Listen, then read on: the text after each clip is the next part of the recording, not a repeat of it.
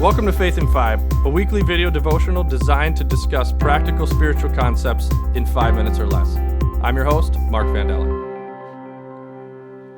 I mentioned my trip to Nashville and how impactful it was, how cool it was, and mentioned that I had an opportunity to see Carrie Underwood at the Grand Ole Opry, and I also mentioned that I don't really like country music. So you might be thinking, man, for a guy who doesn't like country music, you sure reference country music a lot. But I gotta admit, I was in a spot on that trip where I was really considering my faith in what it meant to me. Like I didn't have this excitement that I once had, and I was also just considering what God was doing in me. And so when I heard this song, the second song that Carrie did, she introduced it as a song about her baptism experience.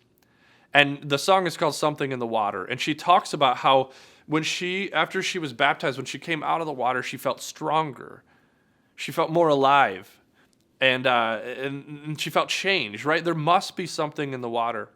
And it caused me to think, like I said, as I was considering what was going on in my life and what God wanted to do with me, I reflected back to several baptisms that I had an opportunity to do. And one of the things that I realized is that some of that excitement, some of the really cool symbolism behind baptism had kind of chipped away for me. I'd done enough baptisms that, I started seeing them as just kind of something to do. It was just another part of a church service. And I would even, when I'd put somebody in the water, I would explain to them, right? Plug your nose so that when I dunk you, you don't get water up your nose. And then make sure you bend at the knees so that when I lift you back up, it's easier to get you back out of the tub, and then also makes you a little bit shorter so we don't bang your head when I drop you down. And so some of these things that are just a normal, practical part of baptism had kind of tainted this something else going on, right? There's something in the water, and Carrie said that and just sent me back. I had the opportunity to baptize a friend of mine named Cyril. Cyril was a 13-year-old sixth grader at the time, and I asked him why he wanted to get baptized, and his answer was simple. He said, I just think it sounds cool. I thought, okay, I got to ask a couple more questions. I don't want you to just do it because it seems cool. So I said, Cyril, help me understand what you think is cool about it. And so he told me a couple things. And I said, okay, what I always do is I ask people on the day of their baptism to stand in front of the crowd that they're being baptized in front of and explain why you want to do this. So I provided him with a couple Bible verses and helped him walk through what that might look like. And I said, come back prepared to say something to the crowd to explain why you think it's cool. And when we got to that day, he stood in front of the crowd, and I said, okay, Cyril, why don't you share why you want to be baptized today? And he said, well, I want to be baptized today because I want today to be a symbol. I want today to be a spot where I make a commitment to God. I want to know Him better, and I want others to know Him as a result of how I live my life. Holy cow, that is cool, Cyril. That's really, really cool. And so we had this experience, right? We got in the tub. I explained, plug your nose and all this sort of stuff. But before I dunked him, I said, Cyril, I want to point you to a Bible verse in 2 Corinthians 5:17. It says, when I put you into the water, the old is gone.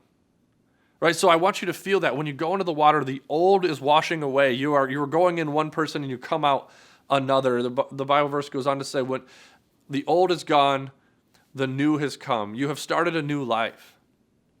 And I want you to remember this moment because, like you said, you want this to make a difference in other people's lives. Because there is something in the water. You come out stronger. Right? In 1 Corinthians 12:1, it talks about the fact that God's Spirit works in us. Like after we have this experience, God's Spirit comes into us and it starts working its way into our everyday lives.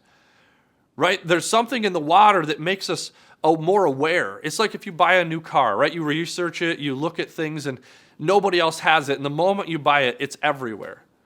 You come out of the water, and God works into your life in so many different ways, and He shows up in places that you've never expected. You start seeing Him in other places, even simple things like music or movies or even regular conversations you have.